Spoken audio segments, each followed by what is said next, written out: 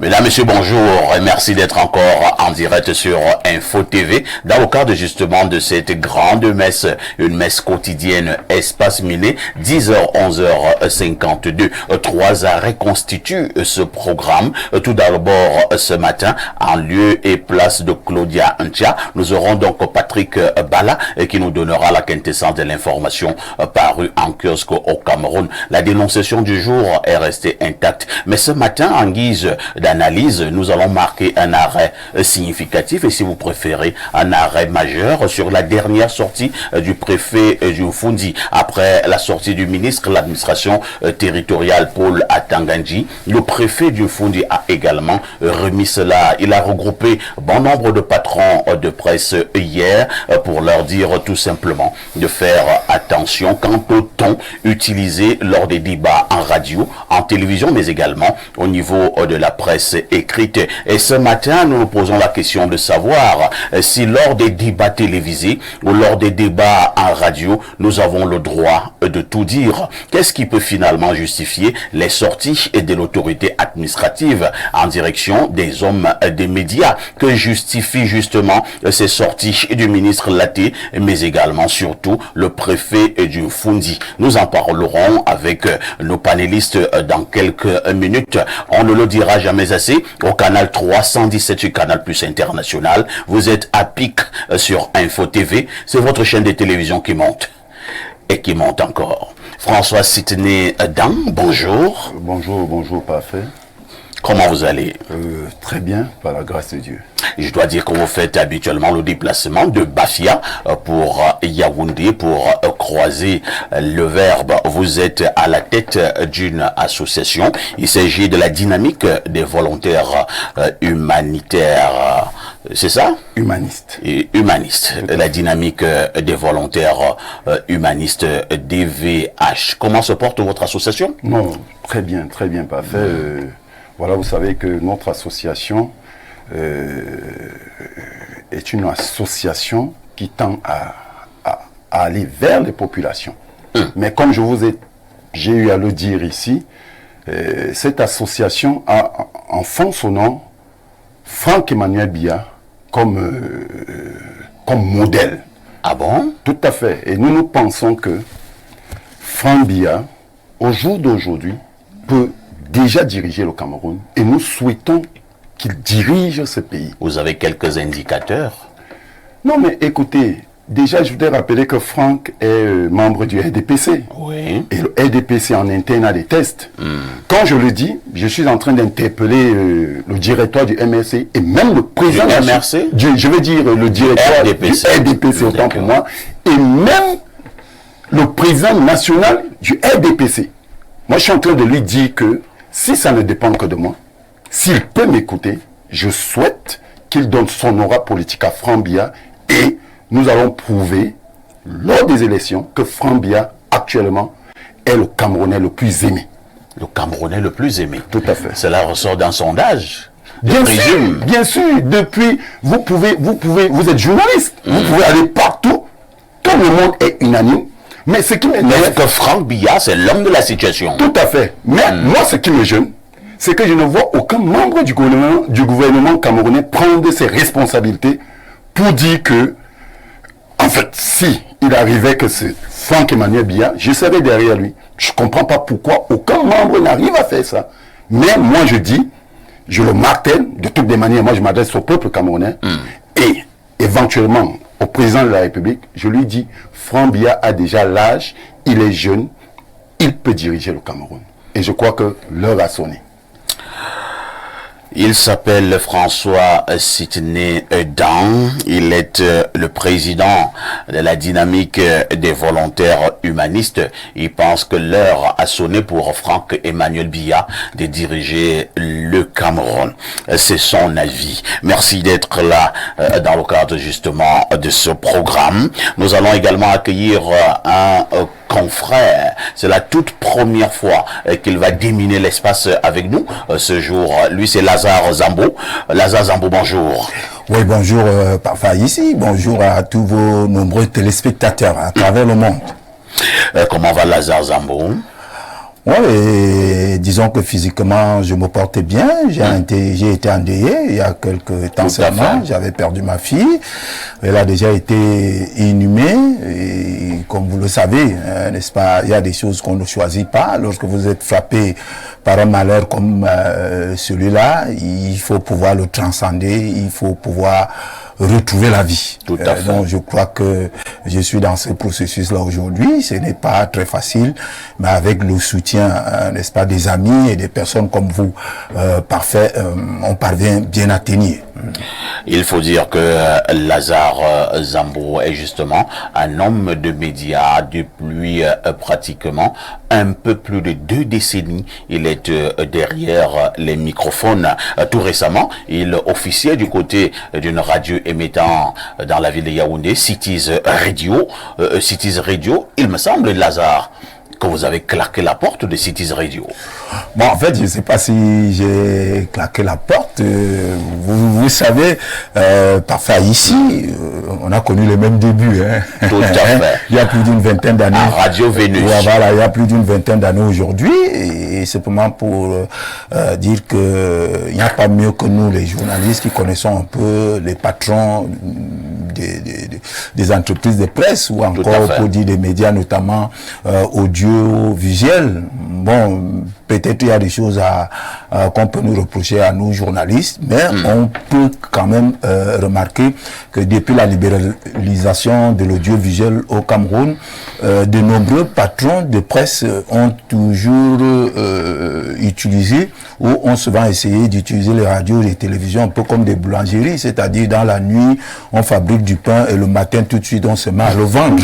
Vous voyez, mais malheureusement, les radios, les télévisions ne peuvent pas fonctionner ici. Vous le connaissez sûrement mieux que moi parfois ici, que quand vous voulez bien que votre radio, votre télévision ait pignon sur rue, ce qui est important, c'est le dimanche, ce n'est pas l'argent, c'est le dimanche qui apporte l'argent. Ce n'est pas le contraire, c'est-à-dire que vous ne pouvez pas fabriquer tout un foutoir et vous pensez que les annonceurs, justement, vont arriver. Donc, il y a la qualité des hommes que vous recrutez, la qualité de vos émissions et comme la qualité du management.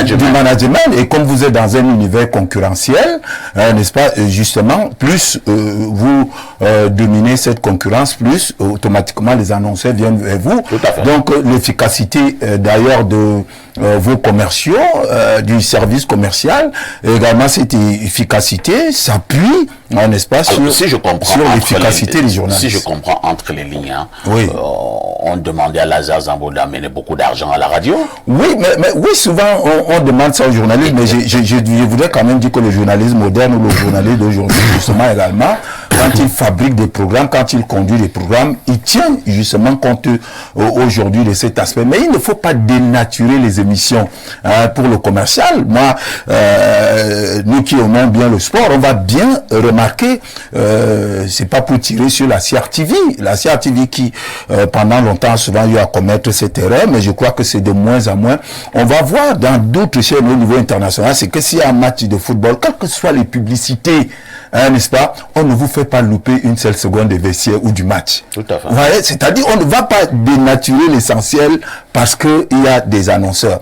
Donc si on vous met plein d'annonceurs dans votre émission et que le débat en lui-même, si je prends le cas de la conception d'espace miné, et que le débat à lui-même est réduit à 5 ou 10 minutes, n'est-ce pas, pour une émission de 2 heures, les gens vont zapper. Si vous la remplissez de publicités, par exemple à tort et à travers. Donc il y a quand même tout ça que les patrons souvent ne comprennent pas très bien. Et en même temps, parfois aussi les patrons pensent que la radio, c'est toutes les émissions qui doivent rapporter de l'argent. Non, si vous faites du 24 sur 24, faites très attention. Il y a des émissions normalement qui doivent servir de bouche-trou.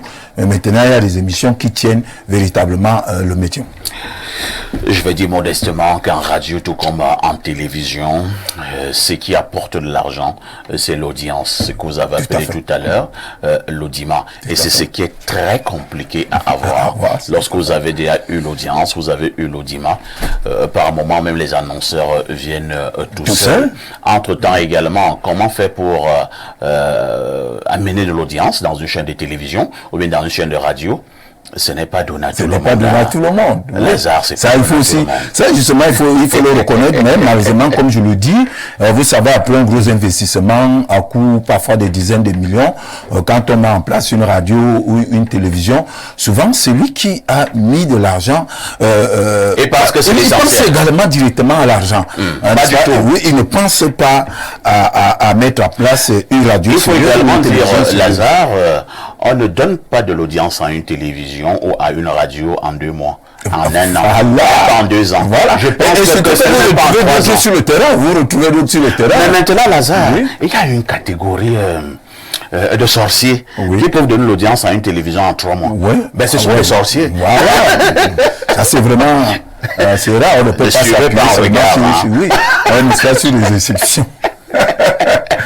Lazare Zambo, très content de le retrouver sur un plateau de télévision. Nous avons cheminé ensemble du côté des Radio Vénus à l'époque de feu Lucien Mamba, qui était un grand connaisseur du monde des médias. Paix à son âme. En face de Lazare Zambo, nous accueillons Émile Messi. Émile Messi, bonjour. Bonjour parfait, ici, bonjour aux panélistes, bonjour aux millions de téléspectateurs d'Espace Miné. Je suis très content d'être là et permettez-moi de dire un salut fraternel à François Sidney qui nous vient, vous avez dit, Bafia. de Bafia. Et beaucoup plus pour l'intérêt qu'il porte à un militant de mon parti que je représente ici. Et Franck Emmanuel Billard. rassurer à mon frère que le RDPC est un parti organisé. L'intérêt qu'il porte n'est pas tombé dans les oreilles du sourd, vous voyez. Mais, pour le moment, Le papa peut lâcher? RDPC Est-ce que le papa peut lâcher? La vérité, c'est que le débat pour l'instant n'est pas sur s'il peut lâcher ou pas. Le papa, pour l'instant, le président national pour l'instant, le chef de l'État pour l'instant, a des dossiers de la nation. Il y a un certain nombre Ce de qu'on fait défis la qu'il Messi, faut- on appelle ça la diversion. C'est pas la diversion. Vous voyez,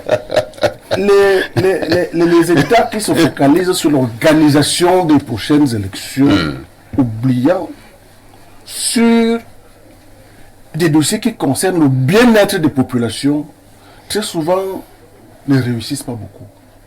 Nous savons que l'élection présidentielle, c'est l'année prochaine, dans un peu plus d'1 an. Cette élection est sûre et certaine. Mais nous n'y sommes pas encore là. Et lorsque nous voyons lui-même les indications qu'il a données, il a été très clairement à ce sujet. Le moment venu, on saura s'il va au village ou s'il reste. Bon, maintenant, dans le cas du parti, c'est ce que je voulais dire, il y a une façon de fonctionner pour le parti. Il y a un congrès qui peut être organisé, où ces questions sont généralement posées sur la table. Ça peut être un congrès extraordinaire, ça peut être un congrès ordinaire. Où en ce moment-là, on va donc voir... La dernière la fois tête. qu'un congrès a été organisé chez vous, ça date de combien d'années? Le dernier congrès ordinaire date de 2011. On prend les calculatrices. Et vous verrez donc Ça que, fait donc en dehors du 15 congrès, ans. non, pas 15 ans, 13 ans. moins de 14 ans. Ça fait 13 ans. Voilà. 13 ans Oui, oui. que le dernier congrès ordinaire du RDPC a été organisé. Entre-temps, Que disent les textes? Entre-temps, en dehors du congrès, il y a également le bureau politique. La dernière fois que le bureau politique s'est tenu, il y a combien de décennies? Je crois en 2017. 16. 2017 ou 2016. 2016. Ça fait 8 ans. Où dans le bureau politique, puis Et la résolution dernière de- fois où le congrès extraordinaire a été tenu, ça fait combien d'années? Non, le congrès extraordinaire, c'était bien avant le congrès ordinaire. Donc il y a une C'est-à-dire que le vingtaine congrès d'années. extraordinaire, c'est parfois un seul point. Alors que disent vos textes au niveau de la tenue des congrès? Le congrès Ordinaire, doit se tenir lui, peut se tenir. après Il se tient quand? 5 ans. D'accord. Mais il y a des Mais j'ai souvent appris qu'au RDPC, on était légaliste, en commençant par le chef. Nous sommes légalistes. C'est ça la légalité. Ça veut donc tout simplement dire que, en dehors du congrès, il y a d'autres instances de décision du parti, que je vous ai parlé du bureau politique, Qui ne se tient pas. qui s'est tenu Il y a 8 ans. il y a 8 ans. Mais entre-temps, le bureau politique a donné la possibilité au président national de poursuivre son action. Entre-temps, donc, la base s'organise. Merci, Émile Messi. Ce n'est pas un sujet inscrit à l'ordre du jour. Hein. C'était juste pour vous accueillir.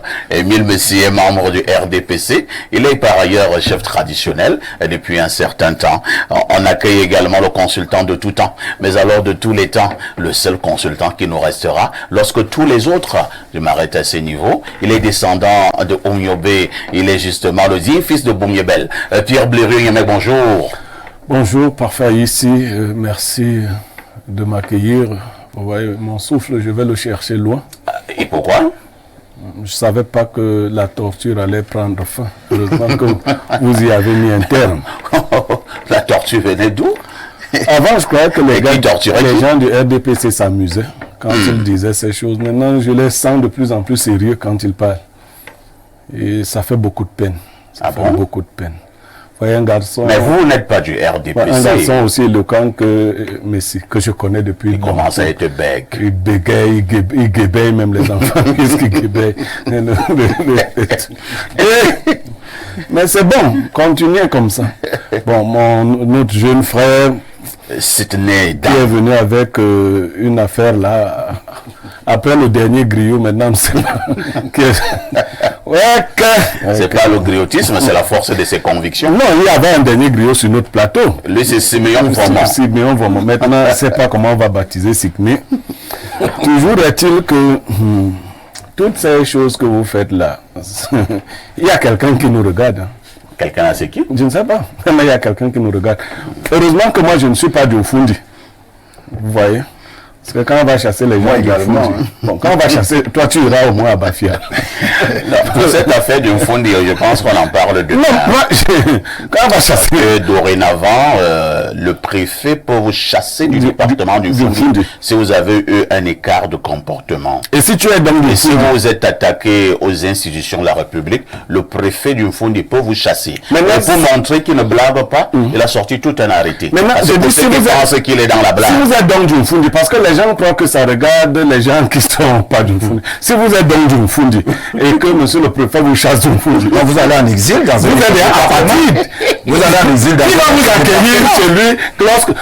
Et si tous les préfets décident de chasser les gens, bon, de toutes les façons, ce qu'il faut dire d'entrée de jeu est lié à la sagesse du jour. Je la prononce d'abord. Allons-y. Ce n'est pas parce que celui qui boit ne froisse pas le visage que la potion est agréable au goût.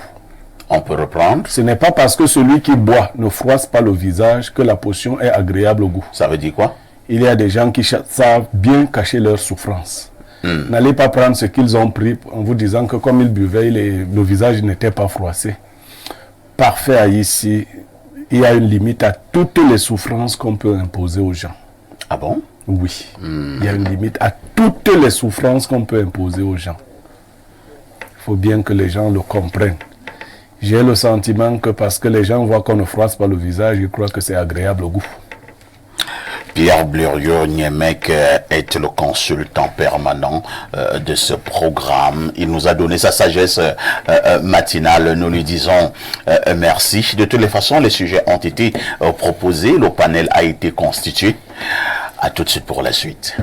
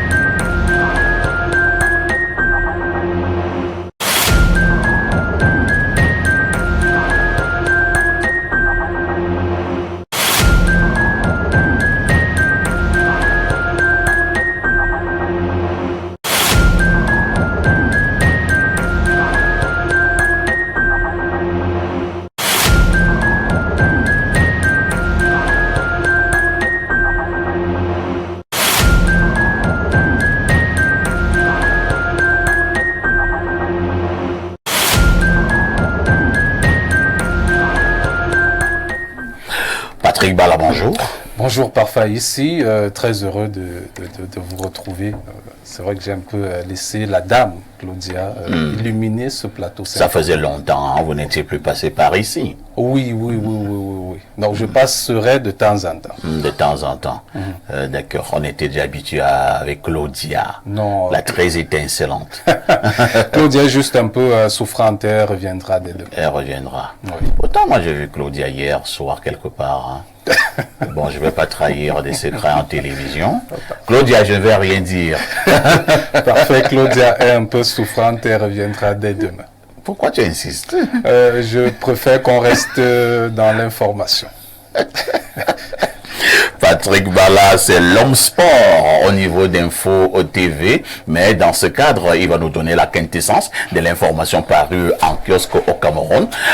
Patrick, que disent les journaux? Eh bien, parfait, ici, on va commencer par le prix de la bière qui ne va pas augmenter ce jour, parlant bien sûr du journal Info Matin de Dieudonné Vin, qui revient sur cette actualité. C'est ce qui ressort d'ailleurs de la concertation ce 16 juillet ici à Yaoundé entre le ministre du Commerce Luc Magloire Mbarga Tangana, les producteurs membres de la Cameroun Alcohol Producers Association et les représentants des syndicats du secteur, entre autres informations contenues à la page 3 de ce journal. Avec notre hebdo, la météo, on s'intéresse aux propos du préfet du département du Fundi, Emmanuel Mariel Dikden. Les médias ne doivent pas servir de tribune pour appeler au soulèvement. Fin de citation. C'était donc en concertation hier ici à Yaoundé avec les patrons de presse et les acteurs de communication de la société civile. Le préfet du Fundi rappelle la responsabilité sociale des journalistes d'information contenu de la page 2 à la page 3. Il faut mettre de l'ordre et soigner le langage sur les plateaux des débats radio, télé, journaux. C'est donc l'une des unes du journal Réalité Plus ce matin à lire à la page 6. On parle de peur avec le journal d'Aman Mana, le quotidien bleu le jour. Yaoundé, capitale de la peur, avec cette note du préfet, donc le fondement juridique suscite interrogation, envisage d'interdire de séjour dans la capitale politique à toute personne qui critique le président de la République. D'ailleurs, les parlementaires se sont prononcés, notamment l'honorable Cabral Libi à travers le journal Info à chaud. Eh bien, il s'agit là d'une atteinte grave à la Constitution, dixit ce dernier, à lire à la page 3.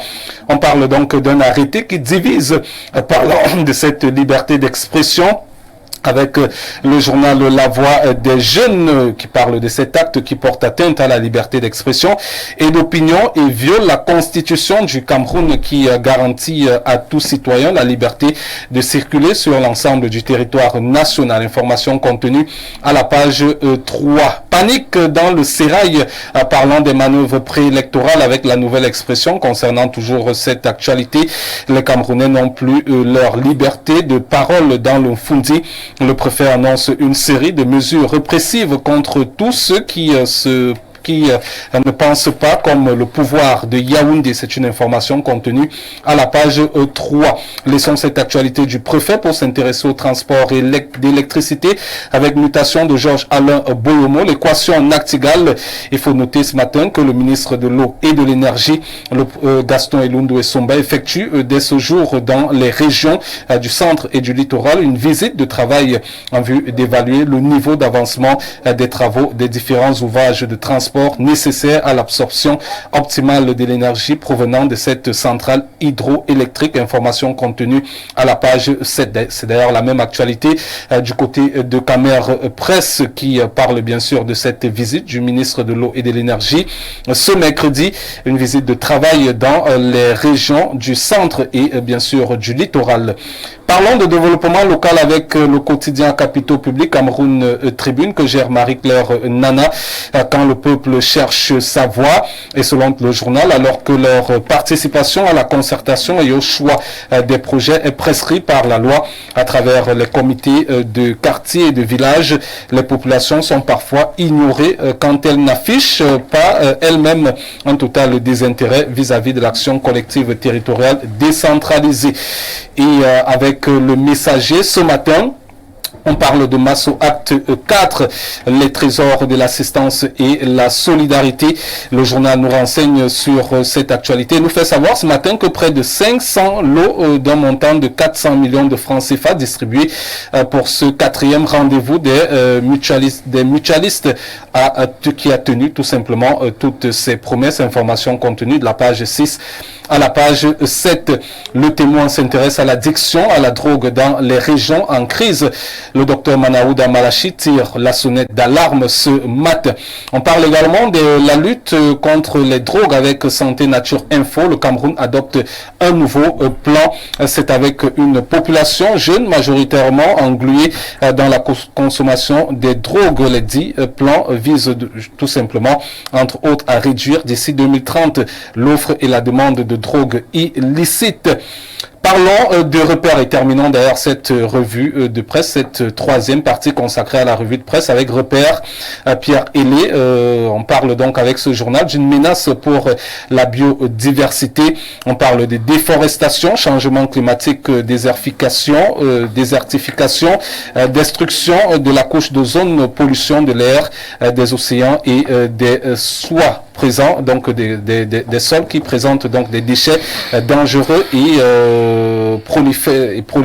prolifération des plastiques non biodégradables. Bilan catastrophique du ministre de l'Environnement, de la Protection de la Nature et du Développement durable en poste depuis 20 ans. Le natif du département du Mayo-Kani dans l'extrême nord n'est crédité d'aucune réalisation majeure au gouvernement. C'est une information contenu de la page 2 à la page 3. Et bien, parfois, ici... Vous dites que l'information, c'est quoi? On parle du ministre, je pense que je vais reprendre... Le ministre Lépierre? Oh, oui. Et que dit le journal vers la fin? Et le journal dit qu'il n'est crédité d'aucune réalisation majeure au gouvernement depuis près de 20 ans. Qu'est-ce qui n'a pas marché? Je n'en sais trop rien. Merci Patrick Bala pour toutes ces informations fraîches parues en kiosque au Cameroun. On vous souhaite une excellente journée et nous nous disons à demain 10h. À demain 10h par Faïs. À tout de suite pour la suite.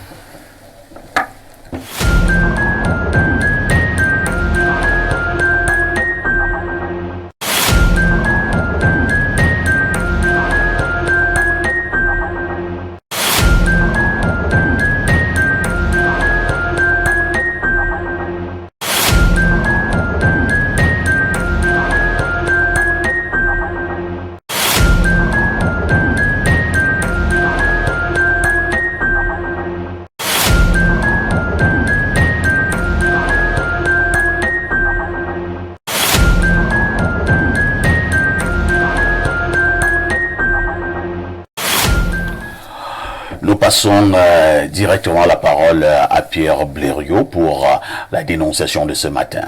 Alors, parfait, ici la dénonciation de ce matin est un fait cocasse. C'est un jeune monsieur de 33 ans qui est venu nous voir. Son problème est le suivant. Il est orphelin de père, il a encore sa mère depuis la mort de son père. Il se trouve que son oncle maternel, le grand frère à sa mère, les a aidés dans le paiement des frais de scolarité et par la suite l'a aidé à obtenir un emploi. Il se sent donc carrément le fils de cet oncle et il est davantage attaché à la famille maternelle. Sauf qu'il y a peu, il a décidé de prendre femme et donc il a commencé les procédures. Son oncle l'a accompagné, ils sont allés demander la main et on leur a remis le document qui répertorie la liste de la dot. Ils sont rentrés. Il faut préciser que la jeune fille en question est d'un village qui n'est pas éloigné du village maternel. Le jeune homme a commencé donc à envoyer de l'argent à son oncle pour acheter le nécessaire, estimant qu'il n'était pas bon de partir avec tous ces effets de Yaoundé pour le village. Le village de son oncle étant non loin du village de la jeune fille. Après un certain temps, il a estimé que l'essentiel avait été constitué. La semaine dernière, le week-end dernier, il s'est rapproché de son oncle pour qu'il fixe finalement la date à laquelle la dot serait reçue par la belle famille. Arrivé auprès de son oncle lui a fait savoir qu'il n'a pas voulu le lui dire, mais que lui n'approuvait pas ce mariage. Conséquence, l'argent qu'il lui a envoyé pour acheter les effets de la dot, il ne les a pas achetés. Bon, l'argent est où? Il a utilisé cet argent. Donc, le jeune homme est désemparé parce qu'il précise que l'emploi qu'il a aujourd'hui, c'est son oncle qui lui a permis de l'avoir. Il ne comprend pas très bien l'attitude de cet oncle, qui par le passé ne s'est jamais montré méchant. Et son oncle ne semble pas sourciller autrement. Il lui dit que je ne veux pas que tu épouses cette jeune fille. Donc, alors comme j'étais vu vouloir dépenser de l'argent, j'ai dit ok, tant qu'à faire, tu le dépenses pour moi. Donc, bon, il faut dire que quelque temps avant d'entrer en studio, il m'avait envoyé le numéro de son oncle. J'ai pu échanger avec son oncle. D'accord. Et tu dis l'oncle? Non, l'oncle m'a dit que non, simplement c'est une leçon qu'il donne à son neveu. Il ne veut pas que son neveu épouse cette jeune fille. Et comme son neveu ne veut pas comprendre, il a bouffé. Et qu'il n'a pas à demander, à rendre compte à qui que ce soit. Aussi simple que ça. Aussi simple que ça. Très bien. L'oncle, lui, vit au village. Il vit au village. Il est retraité. Il est retraité. Bon, mais c'est un retraité plutôt actif. Très bien. Plutôt actif. Lazare Zambo, drôle d'histoire quand même. Hein. Bon, l'oncle dit que il ne veut pas que son neveu épouse cette dame. Entre-temps, l'enfant avait déjà envoyé l'essentiel de la dot en termes d'argent. Et l'enfant avait envoyé Blériot à peu près combien? À peu près 1,5 million. Hein. 1,5 million. C'était pour la dot, bien évidemment, la liste. Non, pour les effets de la dot. Pour les effets. Il restait donc certaines choses qu'il allait prendre ici, les liqueurs et autres. Mais l'essentiel avait été acheté de ce côté-là. Bon, il ne veut donc pas de la femme. Mais pourquoi il bouffe aussi l'argent? Peut-être, je me serais attendu, Lazare. Ils disent que bon, je ne veux pas de cette femme. L'argent que tu m'as envoyé, voici cet argent, je te le redonne. Mais je ne veux pas de cette femme. Je vous passe la parole. Oui, bon, je crois que c'est là où il y a problème. En fait, on voit bien que M. Nyemeka, pour essayer de mieux faire comprendre la situation, il a donné quelques détails. En réalité, c'est son père. Tout à fait. En réalité, il s'agit d'une affaire entre un père et son fils. C'est de ça qu'il s'agit. Maintenant, si le père n'est pas d'accord avec cette union, je crois qu'il aurait tout simplement dû dissuader son fils pour lui dire non, tu ne m'envoies pas de l'argent, écoute, on ne va pas doter cette fille. Et je voudrais d'ailleurs te dire que si tu m'envoies de l'argent, hein, n'est-ce pas, je ne ferai pas ce que tu veux. Il n'aurait pas dû attendre la fin, c'est-à-dire au moment où son fils pense que tout est déjà prêt pour partir, que ce soit à ce moment où il va lui dire qu'il n'est pas d'accord avec la situation. Mais en plus, quand même à nos jours, il faut qu'on arrête ça. Quand quelqu'un se met avec une femme, ce qui est important, il faut qu'on apprenne à demander aux deux tourtereaux s'ils sont amoureux. Mais c'est par là, il faut demander aux deux tourtereaux s'ils sont amoureux. Ça ne dépend pas du père de la femme ou du père de l'homme. Si les deux jeunes gens s'aiment très bien, tous les couples, notamment en Afrique, ont besoin d'être encadrés. J'imagine, même vous, parfois ici, monsieur Nyemeka, monsieur autres, vous savez que jusqu'à aujourd'hui, même la communauté encadre nos couples, hein, n'est-ce pas, la famille continue d'encadrer nos couples. Quand on a des problèmes, on fait appel à un oncle, on fait appel, je sais pas, une tante pour dire, viens par là, ma femme, ou bien c'est votre épouse qui demande qu'on vienne vous parler, ou parfois même on fait des assises. Donc, même si le père a quelques griefs contre sa future belle-fille, je crois qu'il n'avait qu'à j'allais dire à réveiller son fils, mais maintenant un peu plus tôt. Oui, et encadrer même son fils, et son fils, lui, il veut vraiment épouser cette femme, mais qu'il les accompagne. Très bien. Sachant déjà que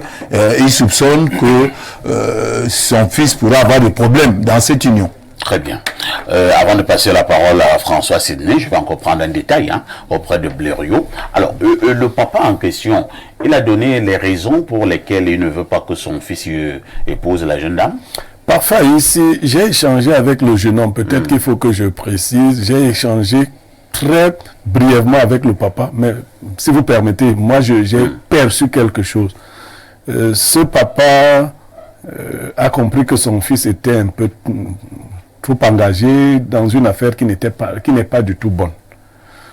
Il pense que la jeune fille, véritablement, n'a pas le comportement qu'il faut quand on veut aller en mariage quelque part. C'est ce papa-là qui est le vérificateur des comportements des jeunes filles. Je vous rends compte quand mon temps d'analyse sera arrivé, je vous dirai ce que j'en pense. D'accord. Voilà. Donc c'est un problème de comportement. François Sidney, est-ce que ce papa est sérieux? Déjà, le père n'est pas sérieux. Il n'est pas sérieux. Parce que, parfait, la question que vous venez de demander à Birio, c'est la même que je devais demander avant de prendre la parole. Voilà.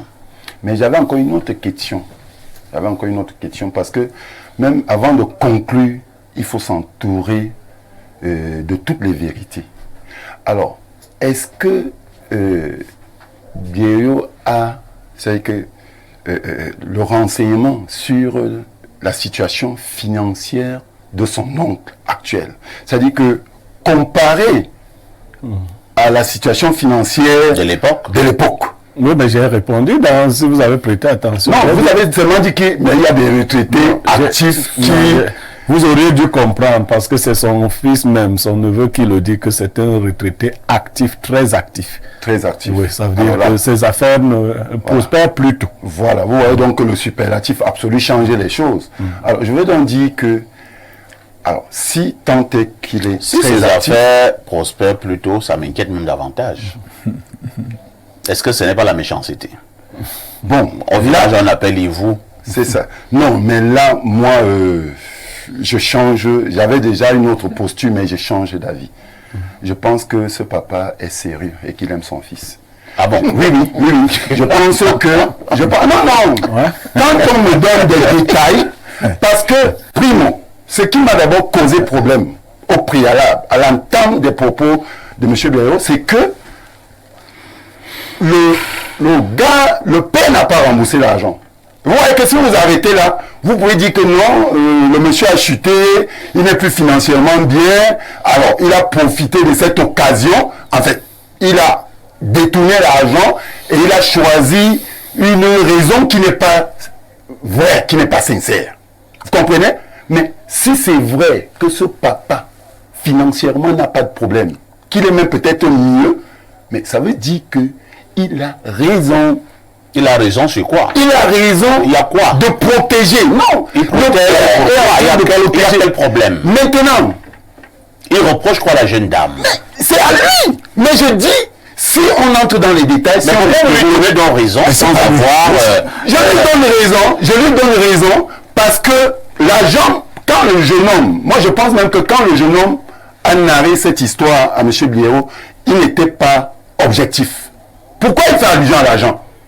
Il devait s'arrêter sur... ne ferait pas allusion. Mais c'est avec cet argent qu'on va acheter les produits de la dot. Non mais attends. Quand il fait allusion à l'argent, c'est comme si son père a détourné de l'argent. Et toi tu vois que c'est quoi? Non, ce n'est pas ça. C'est un détournement. Oui, mais c'est qu'il n'est pas en capacité donc actuellement d'aller douter la fille. Non. Puisqu'il a pas cet argent. Non, moi je pense parfait. Soyons objectifs. Je ne sais pas de qui il s'agit. Je pense que, puisque au départ, je ne crois pas que c'est ce que le père avait dit à son neveu. Au départ, il n'a pas dit ça. Sûrement, il a observé le comportement de la jeune fille, il a vu certaines choses, mais maintenant, au niveau de la démarche, je critique la démarche. Je critique, c'est-à-dire qu'il ne devait pas, de manière... avec une dictature à nul autre pareil, dire à son fils que non. Il devait faire asseoir son fils. Ça, c'est mon point de vue. Il devait dire à son fils, ok, je suis d'abord content, tu veux te responsabiliser, mais voilà ce que j'ai remarqué. Et à mon avis, je pense que tu ne dois pas épouser cette fille. Et si son fils s'entête, il lève les mains. Voilà. Et il remet l'argent. Non, c'est pas un problème d'argent. C'est un problème d'argent. Mais c'est battu. Il demande cet argent. Le père n'a pas de problème d'argent. Voilà. Alors, Émile Messi, après avoir suivi quand même les avis de Lazare et de François Sitné, vous vous situez à quel niveau? Je vais me situer à deux niveaux de cette affaire. Le premier niveau, c'est le niveau de la responsabilité du parent. C'est-à-dire, quand vous suivez Boublériot, c'est un monsieur qui a vraiment pris soin de son neveu. Tout à fait. Il est devenu comme son père. Tout à fait. Il a financé sa scolarité. Et il lui a même donné un emploi. Un emploi qui lui a permis de donner ce Vu sous ce coup-là, c'est un bon papa. Maintenant, donc, sur un autre plan également, il reste un bon papa parce que dans nos traditions, le mariage, c'est d'abord entre les deux familles. Et il a dit quelque chose de très important en détail, c'est-à-dire que le village de la fille est voisin du village de cet homme. Il y a un petit Congo ça là entre les Ça villages. veut dire que c'est des familles qui se marient parfaitement. Vous voyez? Pourquoi le Congo ça? Il a dit c'est un retraité actif. Bref, très actif. Même très actif. Voilà. Vous ne pouvez pas imaginer dans ce voisinage-là, là où son caractère actif est allé. Il a des informations. On le regarde et même aussi. Ça, papa, je le pense sincèrement. Il a des informations peut-être qu'il ne peut même pas dire À son neveu. Vous voyez même là, il y a des choses qu'il ne peut pas dire. Mais ils sont allés prendre la liste. Son activisme pour aller au-delà. Ça peut être débordant. Peut-être par le passé. On ne sait pas. Alors le fils qui vient naïvement, Lui, l'amoureux. il est amoureux, 33 ans, il n'a même pas encore fait de vie pour dire vrai. Il vient de commencer le travail, il est un peu, et puis. Cette naïveté-là le convient à donner la confiance, à faire confiance à son père, jusqu'à lui envoyer l'argent. Parfois, ici, moi, je n'ai peut-être pas vu cette occasion-là, de dire que quand je vais doter ma femme, que c'est quelqu'un d'autre. Non, même je gardais mon argent. Je garde mon argent. Le moment venu, je vois. Il achète les sacs de riz, il achète les porcs. On se déploie. On voit jusqu'où pour dire que c'est vraiment un enfant. Donc, le papa aussi, je peux dire qu'il a abusé de son neveu, de son fils, qui lui a tellement fait confiance. Tout à fait. Parce que il ne devait pas prendre cet argent de cette manière-là. Voilà. Moi, je pense. C'est là où Il n'a pas encore pris l'argent. Non, Il lui a dit que j'ai il a mangé l'argent. Si Monsieur Yemega a utilisé le terme bouffer. Voilà. c'est là qu'il veut Je ne voulais pas te dire que je ne veux pas de cette union. C'est pour ça que j'ai bouffé cet argent. Si ça peut te décourager et aller voir ailleurs. Je crois que c'est le langage du père. Donc, tellement il était actif, ce garçon doit comprendre aujourd'hui, s'il nous suit, c'est que qu'il prenne ses responsabilités. S'il est véritablement engagé à cette femme-là. Ou alors qu'il aille causer encore avec son oncle, qu'il lui dise même de profondeur de son refus de ce mariage. S'il a des raisons qui tiennent, qu'il a dit. Parce que pour l'instant, nous n'avons pas grand-chose. Si le père aussi a juste voulu bouffer l'argent et décourager son fils pour le mariage. Non, le père ne pouvait pas vouloir bouffer Nous l'argent. posons des hypothèses. On ne peut pas dire péremptoirement que. Mais moi, je veux dire qu'il faut arrêter de dire qu'on décourage un adulte. Quelqu'un amoureux, c'est un sentiment. C'est un sentiment. Ce n'est pas son père qui va vivre avec cette femme. Ce n'est pas le père qui épouse la Non, femme. mais il y a des sentiments qui sont Il faut qu'on arrête ces attitudes rétrogrades. C'est-à-dire que tu es venu faire et puis tu as fait une fausse route parce qu'en temps normal, il ne devait même pas donner l'argent à son père pour la donner. Maintenant, donc, il est déjà adulte, qu'il tient à épouser cette femme. Très bien. Qu'il cause avec son C'est père. compris. De telle sorte que le père lui dise les raisons pour lesquelles il refuse ce mariage. Merci. Pierre Blériot Yémec, je pense que quand le garçon est venu vous voir, c'est parce qu'il est à la recherche d'une solution. Dieu merci, vous avez également causé avec le papa, qui vous a également répondu. Que doit faire le jeune homme? Parce que moi je pense que, comme dit Lazare Zambo, on ne joue pas avec les sentiments des gens. Ce jeune homme, lui, il aime la jeune dame, il est amoureux. Alors, entre-temps, le papa là lui dit pas grand-chose. Il dit simplement qu'il ne veut pas que tu épouses la fille là, et elle a des mauvais comportements. Terminé. Et ton argent même, je l'ai bouffé. C'est tout. Alors, parfait ici, monsieur Messi, qui est aujourd'hui chef traditionnel, doit faire très attention parce qu'il a commencé une très belle analyse. Nous sommes africains et nous avions chez nous des manières de passer des messages forts à nos enfants. Parfait, si ton père se rend compte que tu veux construire une maison qui va te tuer au village, ton père ne viendra pas te dire, il va bloquer les constructions. ton père va rentrer dans, et je sais qu'il m'écoute, il va rentrer dans un conflit avec toi que tu ne pourras pas comprendre. Et les papas initiés la comprennent. Il va t'insulter devant le village, tu es un salaud, il va... Parce qu'en fait, lui, il te protège de ce que tu ne peux pas comprendre. Tout à fait. Mais il ne faut pas que le village sache que lui, il te protège. Il te protège, mais il ne faut pas que le village sache que comme c'est le tour de son enfant, il est en train de le protéger. Ce que le vieux voit étant assis, l'enfant debout ne le voit pas. Si vous voyez bien le parcours de ce papa, il a été très correct avec son neveu. Pourquoi vous pensez qu'à la dernière minute, il devient méchant? Sa Majesté nous a fait remarquer ici, non, que les villages sont voisins. Depuis le jour où ils sont allés demander la main, parce que c'est quand vous causez avec le jeune homme, le papa n'est pas resté les bras croisés. Tout à fait. Il découvrait que son fils allait épouser une fille qui est d'un village pas éloigné du sien. Et que faisaient les anciens papas à l'époque? Quand ils connaissaient le village de l'enfant, Ils vont se renseigner. ils enquêtaient de jour comme de nuit. Tout à fait. Jusqu'à savoir les détails. Quand vous êtes amoureux, vous voulez vous marier, c'est souvent bien. Vous ne voulez écouter personne, vous dites que c'est votre affaire. Tout à fait. Quand ça vous prend, vous commencez à aller au village, il faut qu'on t'amène chez tel, qu'on t'amène chez tel. Quand tu veux te marier, tu es jeune, tu es mature. Béro, je vais te poser une Oui, question. pose-moi la question là, ici. Vous dites que le fait pour ce papa d'avoir payé les études de ce neveu, de lui avoir même donné un emploi, montre vraiment qu'il aime ce neveu. On peut être d'accord. Maintenant, qu'est-ce qu'il peut, et qu'il ne peut pas vouloir du mal à ce neveu.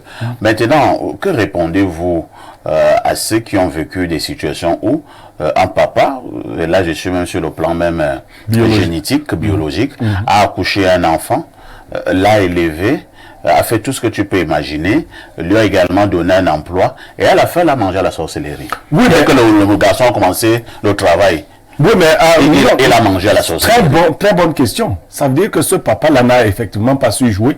Ça veut dire qu'il avait des dettes à payer. Tout à fait. Il a payé dur ses dettes. Or, quand vous voyez l'attitude de ce papa-ci, c'est ça. Et il vous a dit, Signé, ce papa n'a même pas encore bouffé l'argent. C'est des mécanismes de découragement. Tout à fait. Ce qu'il a dû voir, je vais vous prendre une petite anecdote. Parfois ici, un parent très proche de moi avait découvert quelque temps avant le mariage de son fils que la fille en question avait fait un premier mariage qui avait été caché et que la fille avait de graves problèmes de procréation qu'elle cachait bien à son mari. Elle avait conduit son mari dans les nouvelles églises pour que là-bas le pasteur leur dise qu'ils auraient seulement des relations sexuelles après le mariage. Vous voyez le plan de la fille. Le père qui était un ancien flic avait mené ses enquêtes et avait découvert que non, la technique, si c'est pour prendre mon fils. Qu'est-ce que le père a fait? Il a dit à son fils, moi je n'ai pas d'opposition. Voilà. J'ai une seule condition. Je veux que ta femme soit enceinte avant le jour du mariage. Moi, le reste... Le fils a dit non, Dieu avait dit que pas d'adultère, pas de fornication, pas de relation avant. Le père lui a dit, Dieu avait dit ça. Moi, ici ton père, j'ai dit ma part. Je ne vais pas vous donner la fin. En général, un parent normal qui s'oppose de manière radicale à une union, faites quelque pas en arrière. Parce que quand ça vous plaît dans le cœur, là, c'est bon. Et quand vous découvrez les vérités, le papa n'est pas obligé de dire à son... C'est même son père, c'est même pas son nom, pour tout ce qu'il a fait pour lui.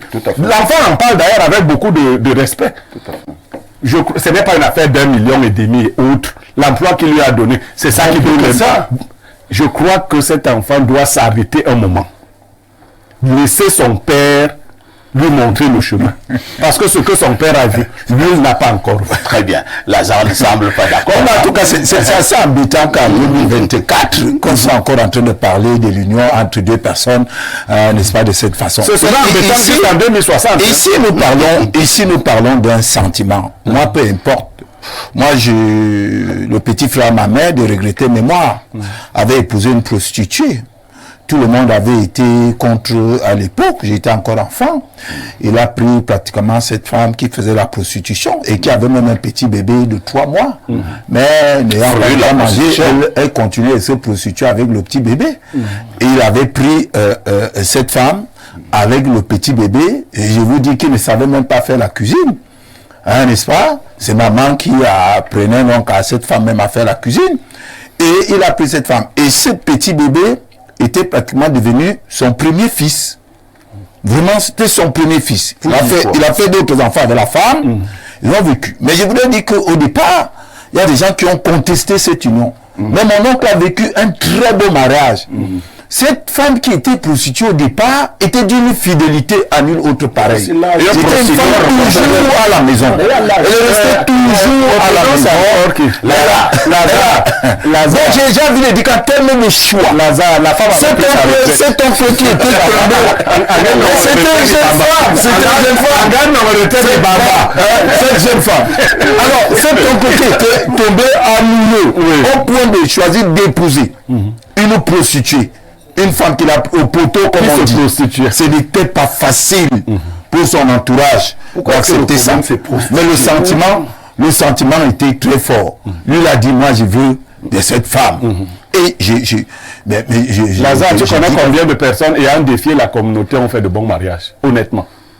Tu connais combien de mariages qui défiaient la communauté qui ont été bons? Peut-être pas la grande communauté. Non, peut-être pas la grande communauté, ça ne fait pas exception. Encore que la question toutes nos femmes sont un peu rejetées dans nos familles. Encore que la question de prostitution dont tu parles est aggravée. Nous imposons la femme chercher le moyen de nourrir son bébé.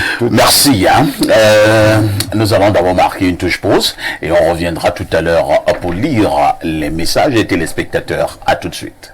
Sous le haut patronage du ministre Henri Ebeaïssi, ministre des Domaines, du Cadastre et des Affaires foncières, grande élite de la nation et président exécutif du comité de mobilisation des élites et forces vives de la Léké. Tous à Batchenga et Obala, le jeudi 25 juillet 2024, pour vivre la première édition du marathon de la Léké. Maradel, Léké, première édition, Batchenga, Obala. Sous le thème, la course au service de la paix. Marathon pour la paix au Cameroun. Le marathon de la Léké sera l'occasion pour présenter et vanter les grandes réalisations du président de la République. Chantre de la paix, son excellence Paul Biya. Les grands projets structurants du pont de la Sanaga à Batchenga, à la boucle routière de la Léké, en passant par l'échangeur trompette de la ville d'Obala, le campus de l'université de Bolova à Monatele, le barrage hydroélectrique de Nachigal à Batchenga. Le marathon de la Léké, c'est la participation des athlètes professionnels des forces armées et police et du parc athlétique club du port autonome de Crébi. Infolive 690 59 53 27. Le marathon de la Léké au service de la paix. Academic year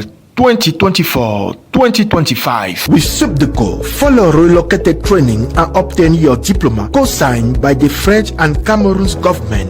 Bachelor from the Clermont-Ferrand Business School, International Finance, International Business, International Marketing. Master of Science from the Clermont-Ferrand Business School, Control, Audit and Corporate Finance, International Trade and Digital Marketing. Higher National Diploma and Bachelor Degree, Accountancy, Banking and Finance, Logistics and Transport, Trade Marketing, Human Resource Management, Project Management, Information System Management, Master's Degree, Accounting, Audit and Control, Banking and Finance Engineering, Human Resource Management, Project Management Entrepreneurship, Logistics and International Trade, Information System Management. Location, Subdeco at Ngusso near Hotel Paradis Junction. Contact 656 903 516 677 405 249. Website subdeco.com.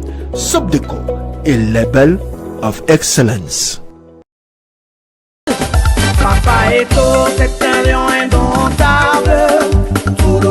Sur plusieurs chaînes de télévision camerounaises. Partenaires OneXBet, CRTV, Canal 2 International, Info TV, MSI, Zemot, Top Shop by Belange, Supercoupe Samuel Eto'o, un événement Time Consulting.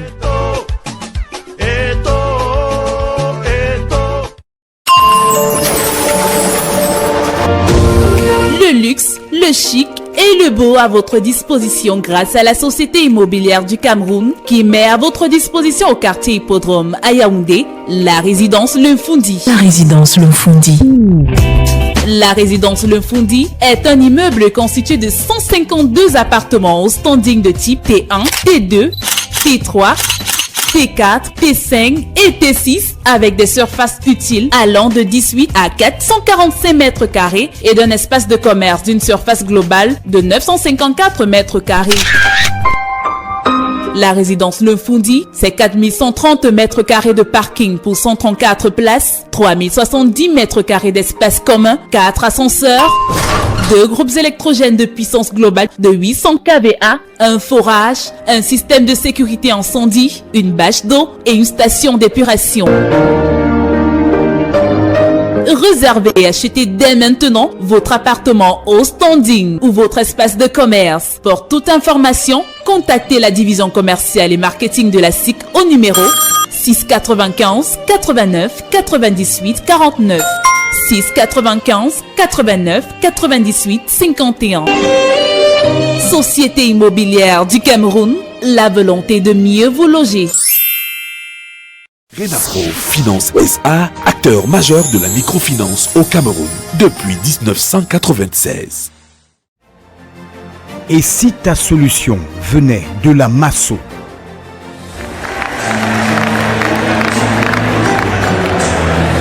Je m'appelle Mancho Loveline, épouse Numbisi. J'ai gagné le village. Je ne m'attendais pas, puisqu'il y a des milliers de personnes il y avait des milliers de noms dans le box là. Deviens propriétaire d'une villa à partir de 100 francs CFA. Renafro Finance SA, acteur majeur de la microfinance au Cameroun depuis 1996.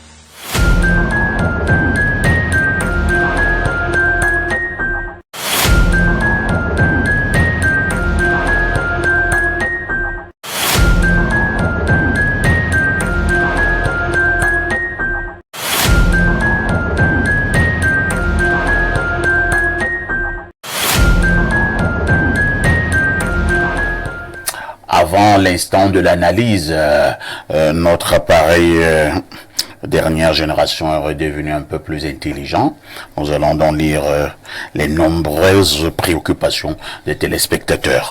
Bonjour les boss, pour moi l'oncle a raison, le neveu devrait juste faire ce que l'oncle dit. Je le dis parce que j'ai déjà vécu une situation similaire. Heureusement que mon père m'a sorti de ce faux pas. Excellente analyse, monsieur Niemek.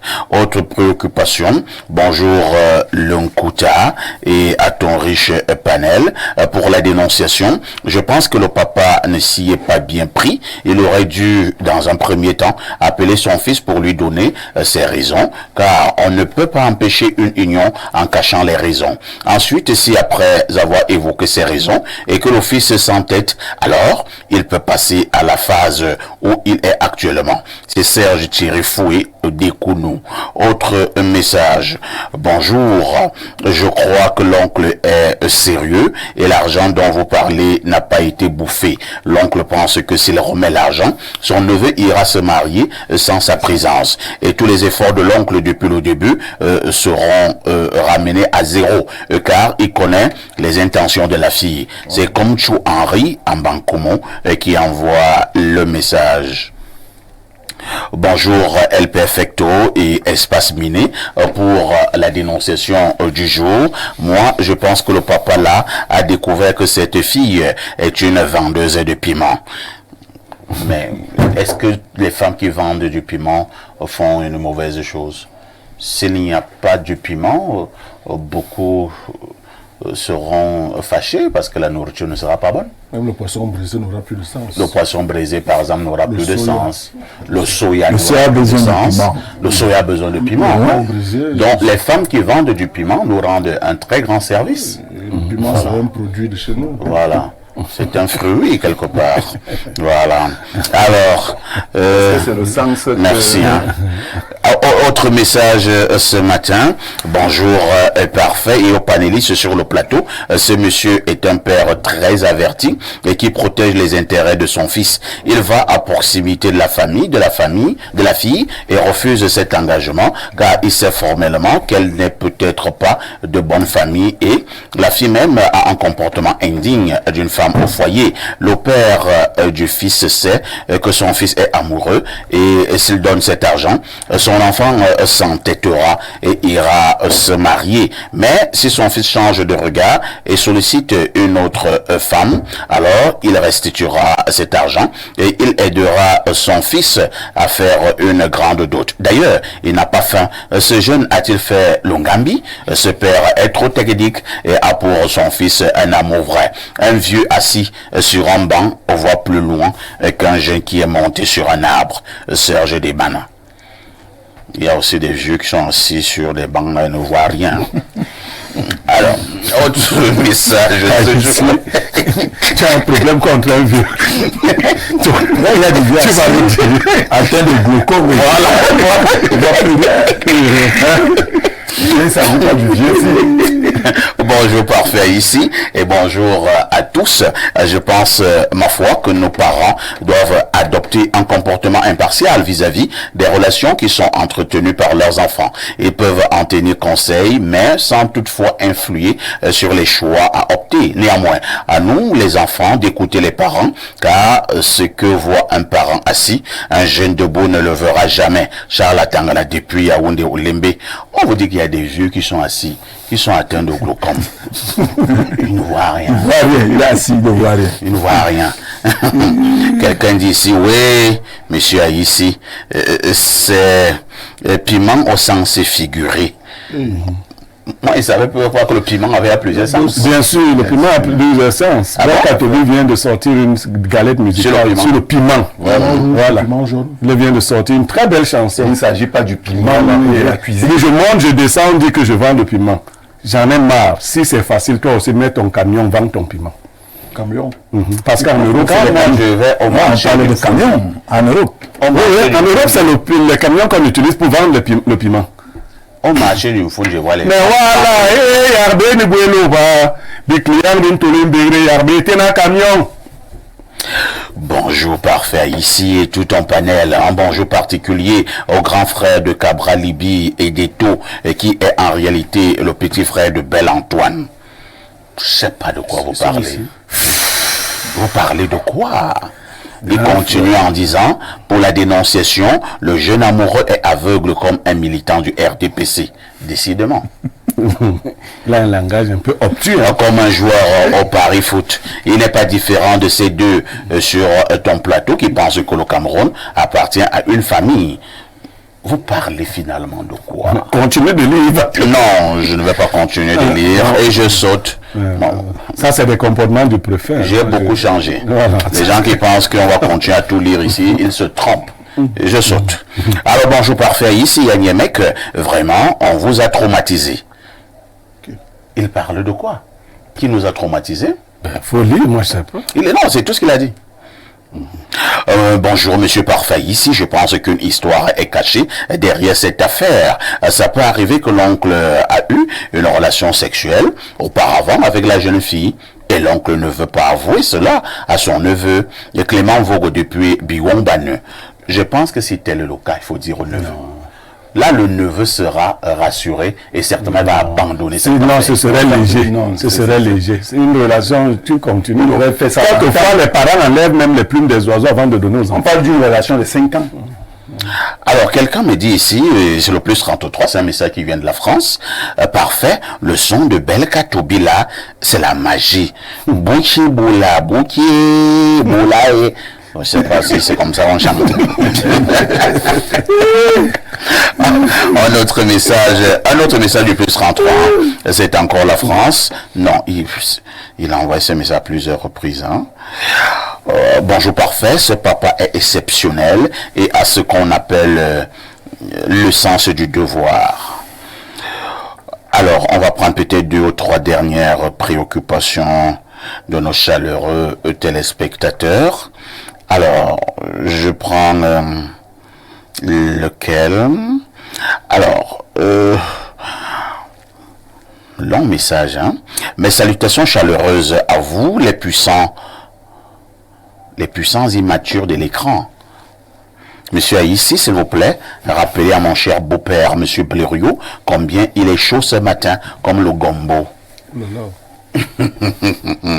Revenant à la dénonciation, déjà je suis heureux de comprendre que dans ce récit, il y a amour, du respect et de la reconnaissance. Loin de la méchanceté extrême du papa, alors ce que je reproche au papa, c'est la mauvaise méthode. J'écris en majuscule méthode, utilisée par le papa pour soi-disant donner une leçon à son fils. Et sinon, même laquelle leçon, d'autant que le papa ne donne carrément aucune raison de sa dite leçon. Voilà le tort du papa, et ça me rappelle une pensée de mon beau-père Blériot, où en résumé ça disait une seule chose en mal pourrait venir salir totalement tout le bien rendu pendant des années. Alors cher papa, vu tes sacrifices, évitons qu'on arrive à cette conclusion, car au fond, vous êtes loin d'être un parent méchant. Avec ce genre d'histoire, que cherchez-vous encore ailleurs?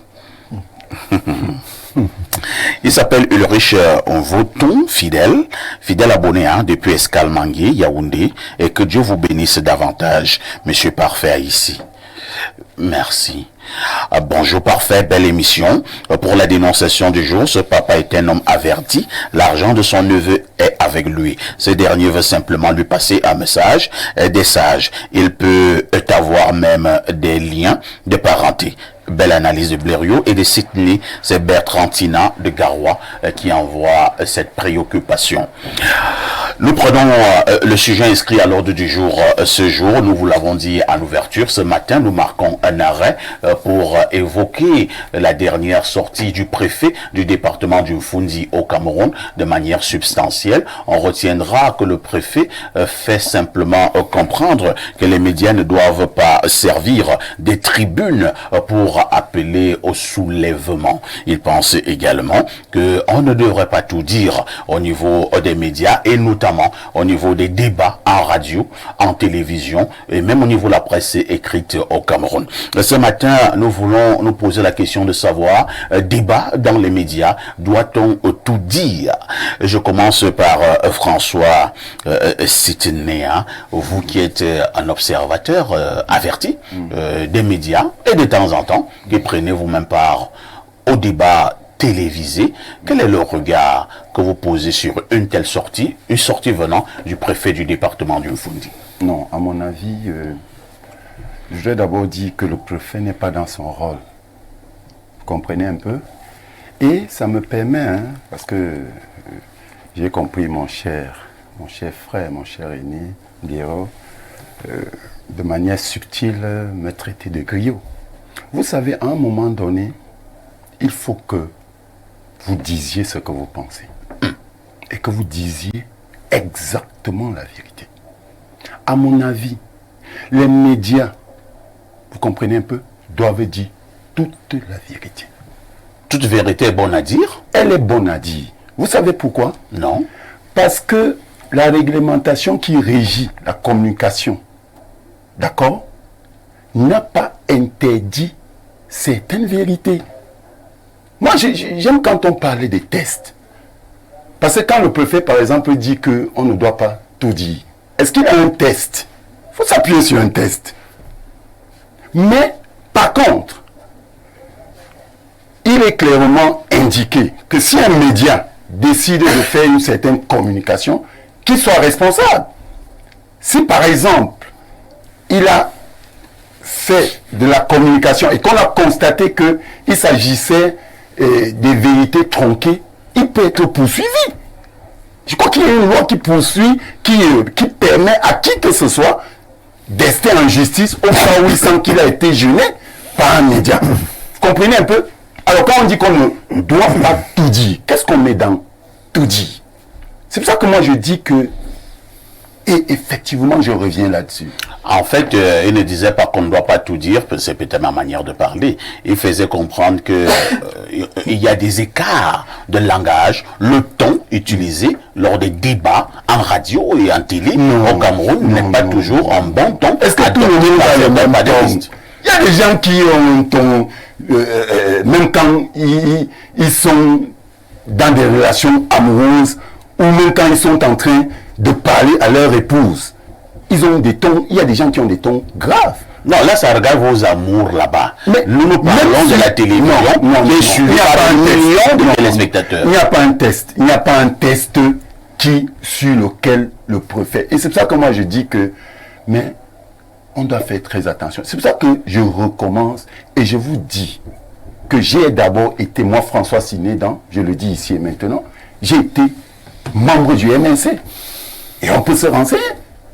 Mais aujourd'hui, après toute vérification faite, je vous dis que Franck Biya, avec lui, il n'y aura pas ce genre de choses. Il peut permettre aux Camerounais. Et il peut souffrir. Il peut souffrir, par exemple, du patronyme. Je sais, j'ai entendu un message qui allait dans ce sens. Mais je dis que... Mais moi, je vous dis, par exemple... Très bien. Je vous dis pas... Je vais chuter par là. Je vous dis pas... Voilà, par exemple, un pro-Franck Emmanuel Biya, quelqu'un qui soutient Franck Biya, mais qui s'insurge contre la sortie d'un préfet. Oui, que je suis objectif. C'est compris. Voilà.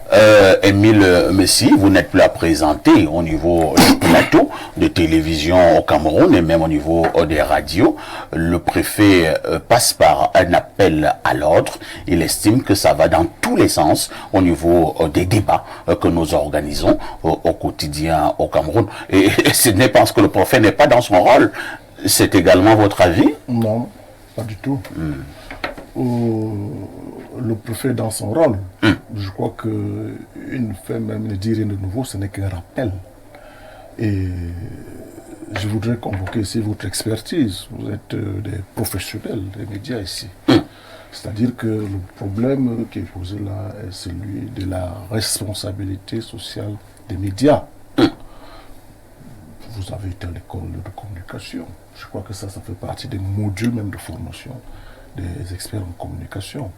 C'est-à-dire que le rôle social des médias, les médias sont d'abord là pour éduquer les masses. Tout à fait. Donner la bonne information, pour sensibiliser. C'est pas pour rien également qu'on parle du quatrième pouvoir. C'est-à-dire que, à côté du pouvoir exécutif, législatif et judiciaire, les médias se superposent comme un quatrième pouvoir, dans ce sens que les médias ont un pouvoir d'influence. C'est-à-dire qu'à partir des médias, on peut faire basculer tout un système. On parle de tout dit ou pas. C'est ça le débat, tout dit ou pas. Responsabilité sociale. Donc, à partir des médias, des débats que nous faisons ici, ça peut avoir un impact très capital sur le fonctionnement même des institutions. Et c'est là où le préfet a parfaitement raison. Par exemple, les discours de haine qui tendent à diviser des Camerounais sur les plateaux ont un impact sur l'opinion. Les discours qui tendent à déstabiliser des institutions, ceux qui font des appels à l'insurrection, si ça se passe dans les médias, pour moi ce que nous appelions à l'époque les mass médias, c'est-à-dire des communications de grande portée, ça a un impact. Non, mais il faut rester les médias dans le façonnent, orientent et peuvent également désorienter l'opinion, les masses. Et si c'est la vérité, ça veut donc dire que si c'est la vérité, est-ce qu'on dit tout sur les plateaux de télévision? Doit-on tout dire? Doit-on tout dire dans les masses médias, dans les réseaux sociaux qui sont... Vous répondez? On dit non. Parce qu'il y a des informations, même vraies, qui peuvent déstabiliser, comme je l'ai dit tout à l'heure, les institutions, qui peuvent diviser les Camerounais, même fonder. C'est pour cela donc qu'on parle donc de la responsabilité sociale. C'est-à-dire les informations que nous donnons. Mais il faut donc légiférer là-dessus. Ça ne ternit pas l'image du pays. Est-ce que ça ne ternit pas l'image des institutions et ceux qui les incarnent? En même temps, comme professionnels, c'est pour cela donc qu'on dit que la communication, au-delà d'être un métier, c'est d'abord une profession. Qu'est-ce qu'on choisit de dire? Qui peut avoir une influence positive ou négative? Nous choisissons ce qui peut avoir une influence positive. Non, c'est pas croyable. Moi, je suis là dans le professionnalisme. Non. Si nous nous mettons à tout dire, à tout basculer, alors même les médias perdent leur pouvoir. C'est de ça qu'il s'agit aujourd'hui. Donc, les médias... Moi, je crois que le débat est sur la vérité. Vous comprenez, parfait. Le débat est sur la vérité. Est-ce que ce que le média dit est vrai ou pas? Non. C'est ça le débat. Mais si par exemple, il y a un scandale, vous comprenez, parfait, et que c'est même un scandale qui est commis par un haut responsable, vous comprenez? Mais si c'est vrai, et qu'un média a diffusé ça, est-ce qu'il peut, ce n'est pas, est-ce qu'on peut lui faire au niveau que le débat se situe. Mais c'est compris, François Sidney. Permettez à M. Messi de terminer. Vous chutez Émile Messi. On dénonce même la malgouvernance. Tout à fait. Détournement de deniers publics, ce n'est pas de ça qu'il s'agit. Oui, je regrette, mais des débats qui tentent à diviser des Camerounais, qui tentent à déstabiliser des institutions. C'est là où le préfet met un accent. On ne dit pas ici que si tel a détourné de l'argent et que nous avons des preuves, que nous ne dénonçons pas. On ne dit pas que si un policier a fait une dérive, s'il a fait ceci, qu'on le dénonce. Non. Mais il s'agit là de l'image d'un pays qu'il faut sauvegarder et qu'on peut également avoir des informations. Vous avez fait des séminaires là-dessus. C'est pour ça qu'il dit que ce n'est qu'un rappel que le préfet fait aux hommes des médias que prenez vos responsabilités parce que votre rôle est capital. C'est compris. Le quatrième pouvoir, il faut donc arranger ce que pour ce pouvoir-là ne bascule pas. C'est compris. Je l'ai fait à dessein. Hein. J'ai voulu d'abord passer la parole à deux personnes qui ne sont pas du monde des médias. Maintenant, je vais passer la parole à un professionnel du monde des médias. C'est quand même plus de 2 décennies derrière les micros. Et lui-même a présenté plusieurs débats en tant que modérateur. Lazare Zambo, une opinion de plus en plus pressante, pense qu'il y a peur dans le sérail. Beaucoup n'hésite même pas à dire que le contexte actuel, nous sommes à quelques mois de l'élection présidentielle, l'ordre gouvernant veut bâillonner la presse. Au-delà de cet avis, vous qui êtes un homme de médias, quelqu'un a sorti une expression tout à l'heure, c'est Émile Messi, il y a quand même aussi la responsabilité sociale des journalistes. Oui, parfois ici, vous parlez de la responsabilité sociale du journaliste et vous savez que nos enseignants, le sujet est souvent revenu, doit-on tout dit. Alors si je dois répondre tout de suite comme journaliste, j'ai dit non. Parce que la première chose qu'on demande au journaliste, c'est de collecter l'information, ensuite de la trier. Et quand il a trié, il faut la traiter. À ce moment, il ne peut pas tout dire. Parce qu'il va trier, il va traiter avant de mettre à la disposition du grand public. Donc, doit-on tout dire comme journaliste? On va dire non. Parce que ce qu'on demande également aux journalistes, c'est qu'à chaque fois qu'ils donnent l'information, qu'ils tiennent compte de l'impact, n'est-ce pas, sur la personne à qui, l'impact que l'information aura sur la personne à qui est destinée cette information. On demande justement aux journalistes de tenir compte de cela. Et il y a également la manière de dire. Parce que doit-on tout dire et ne pas dire? Il y a également qu'on peut avoir une information, mais c'est comment est-ce qu'on la donne. Je suis encore jeune journaliste à l'époque et justement, il y a un gendarme qui tire sur un étudiant, n'est-ce pas, du côté de l'université de Yaoundé 1. Et tout de suite, j'ai un auditeur qui m'apporte cette information. Je pars de la maison, je vais dans les entrailles de Ngouaekele pour recouper l'information. Et quand je reviens, vraiment, j'ai des voix, j'ai des gens que j'ai enregistrés. Et alors que je suis à l'antenne, je présente le journal de la mi-journée et un titre, le grand titre, c'est justement un gendarme tire sur un étudiant à l'université de Ngouaekele. C'est le grand titre du journal. Et mon patron, qui était également un enseignant, il va entrer en studio pendant que je délivre les autres titres. Il va retirer le chapeau, n'est-ce pas, les autres informations, et le journaliste qui devait commenter le fait de papier, voilà, il prend son papier et il le lève et il ressort du studio. Alors ça veut dire que ceux qui avaient suivi ce journal, ils n'ont eu que le titre et il n'y a plus rien dans le journal. Alors ça, c'est une anecdote que je vous donne. Je pense que c'était Lucien Mamba. Voilà. Et ça me donne une un monsieur très rigoureux. Je finis, vous voyez un peu, je tremblote pour terminer le journal, comprends pas ce qui se passe, et à la fin, on se retrouve à un séance d'autocritique. Alors, il me dit, il n'est pas contre l'information que j'ai donnée, mais que j'aurais simplement dû dire un homme en tenue de gendarme, mais pas un gendarme. Voyez-vous? Je devais dire un homme en tenue de gendarme, mais pas un gendarme. Parce qu'on peut attraper n'importe quel. Voilà! Ça peut être même des posteurs. Tout à fait. Mais parce qu'on voudrait dire que un gendarme a tiré sur un étudiant. C'est peur. Voilà, donc je donne des exemples de ces gens pour dire que parfois il y a des informations pour les journalistes, on nous le demande, c'est comment on la donne, quels sont les mots qu'on utilise. Maintenant, parfait, oui. Pour revenir sur le débat, parce qu'il faut dire qu'au niveau des journalistes, il ne faut pas penser que c'est seulement l'apanage du Cameroun. Pour ceux qui suivent l'information à l'international, on sait qu'il y a des chroniqueurs qui sont licenciés dans des médias du fait de leur temps, qui sont même refusés dans certains médias du fait de leur temps. Voyez-vous, pour dire que ce n'est pas seulement au Cameroun. Alors il faut commencer quelque chose. Voilà. Et alors, même maintenant, s'il faut revenir sur les débats parfois ici, oui. Il y a quand même... Et vous chuterez par là. Voilà, il y a un problème là-dessus. C'est que le journaliste également, un journaliste qui modère les débats, le choix de ces débatteurs n'est pas hasardeux. Il les connaît. Et on doit également comprendre que pour le journaliste, lui, il a besoin des personnes disponibles, des personnes prolixes, et sont de bons clients, n'est-ce pas, pour le journaliste, lorsque lui, il veut des débatteurs. Alors, le journaliste, sa responsabilité également, c'est que le journaliste, qu'on ne sait pas, parfois s'auto-sanctionne.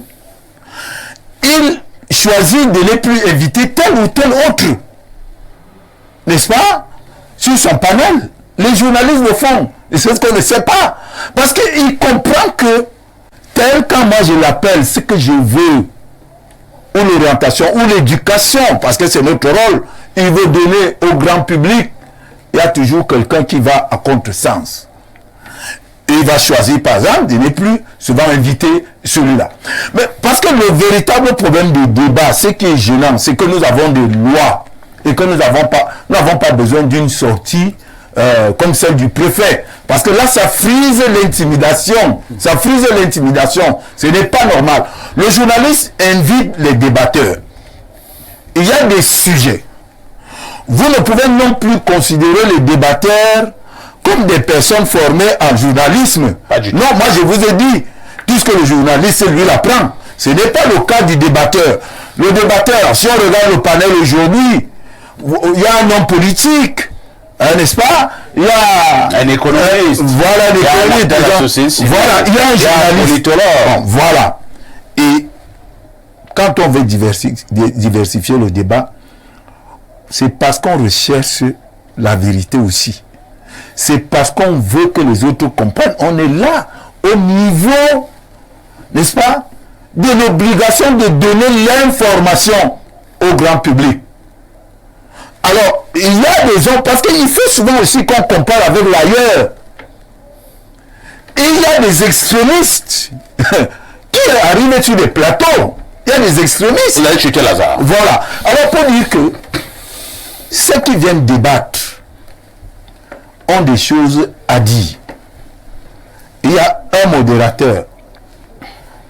Il faut qu'on arrête avec cette épée de Damoclès qu'on pose sur les journalistes. C'est que monsieur Messi arrive ici, il utilise un langage indécent. Nous sommes dans une émission en direct.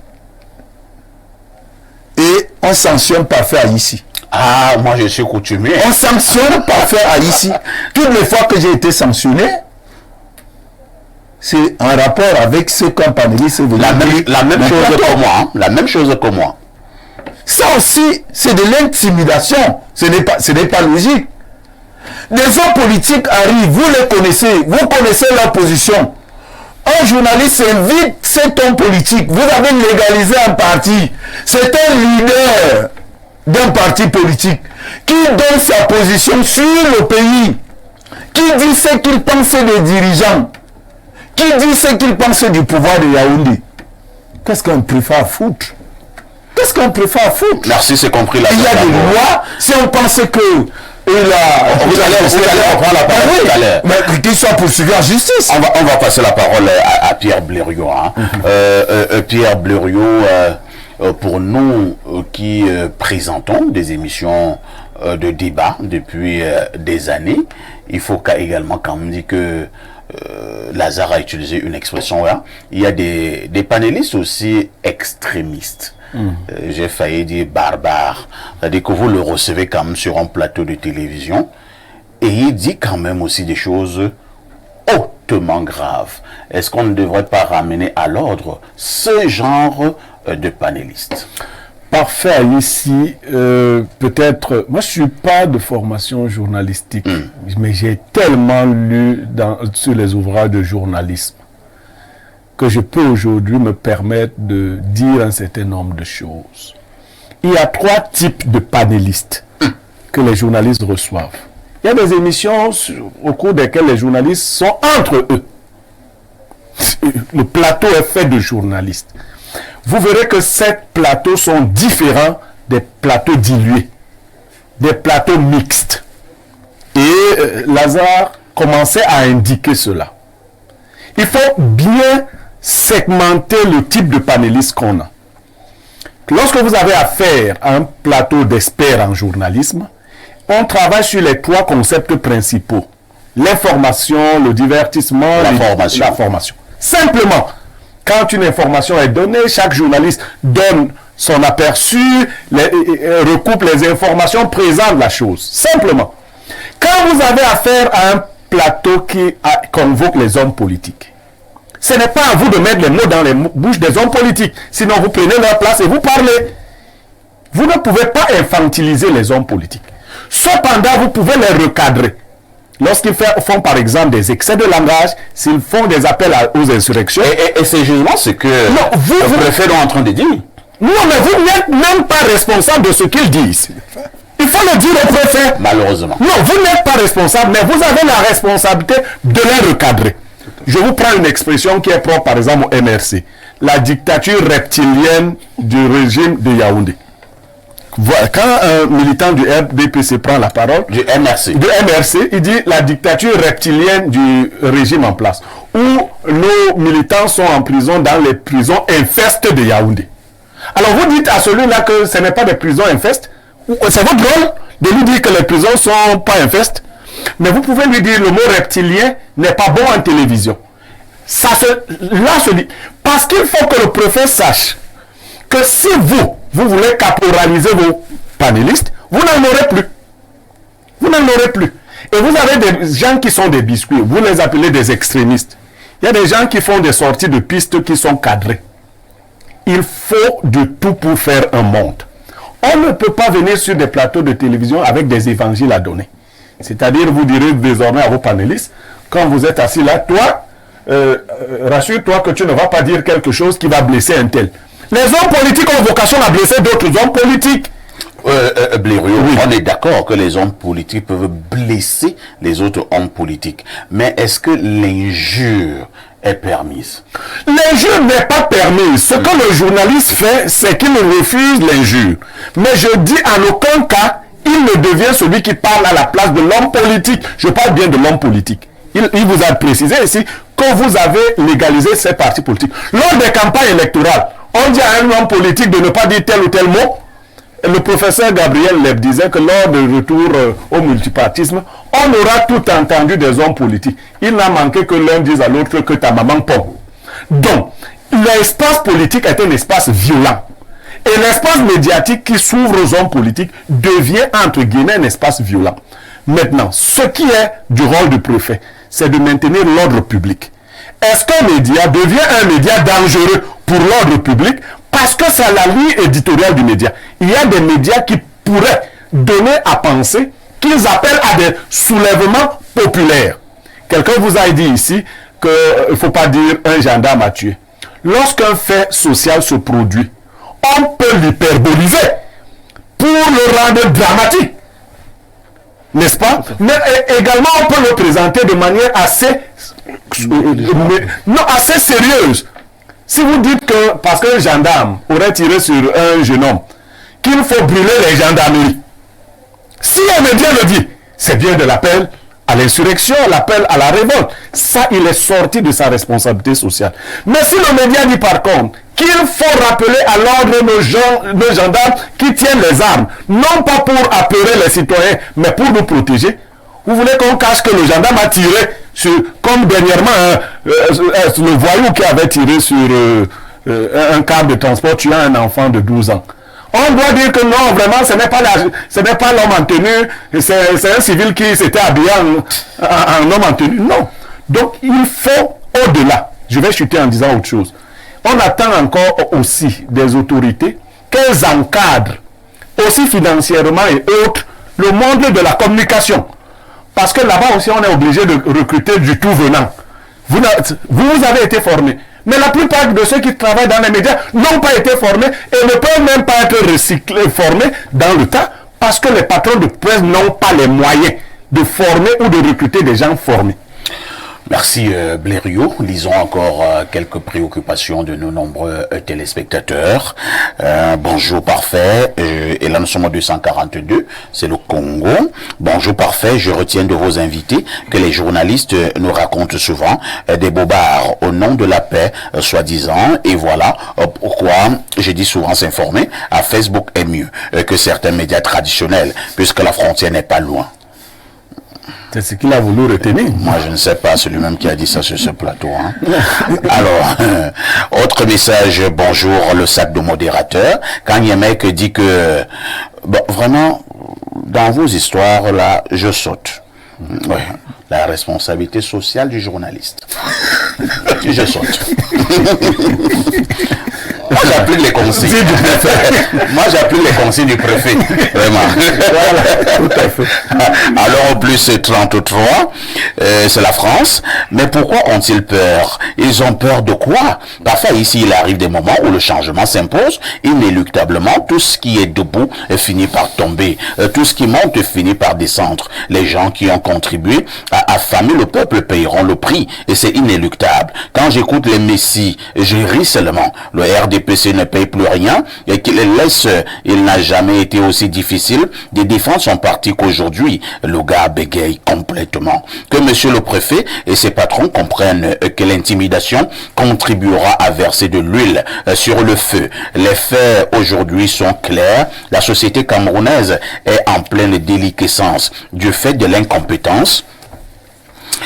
D'accord, de l'incompétence, hein. On s'arrête à ce niveau. Alors, un autre message. Le message est de Ghislain Louric. Qu'est-ce qu'il dit?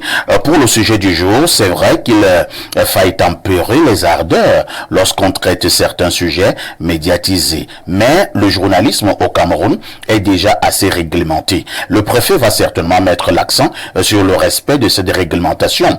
S'il parle d'autres choses, comme par exemple de sanctionner ceux qui ont des opinions contraires à ceux du régime, alors là, ça ne m'inspire rien de pertinent comme mesure. Merci.